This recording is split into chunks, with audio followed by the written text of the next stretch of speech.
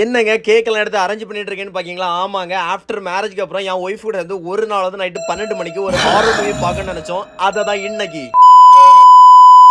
அதுக்காக தான் கடையில இருந்து வீட்டுக்கு போகும்போதே சினிமா பார்க்கும்போது ஸ்நாக்ஸ் இல்லைனா நல்லா இருக்கும்னு சொல்லிட்டு ஜூஸ் எல்லாம் வாங்கிட்டு போய் வீட்டில் போய் சூப்பராக அரேஞ்ச் பண்ணிட்டேன். முக்கியமாக இந்த ஐஸ்கிரீம் தான் சினிமா பார்க்கறதுக்கே செம்மையாக இருக்கும்.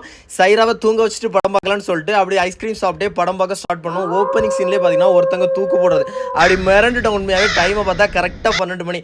படமும் சூப்பராக என்கேஜிங்காக போயிட்டு இருந்தது. என் ஒய்ஃப் கேட்டாங்கன்னா ஒரு ஜூஸ் ஓப்பன் பண்ணி அவங்கள்ட்ட கொடுத்தேன். அவங்க குடிச்சிட்டு நானும் என் ஒய்ஃபை இருந்து பார்த்தது ரொம்ப சந்தோஷமாக இருந்துச்சு.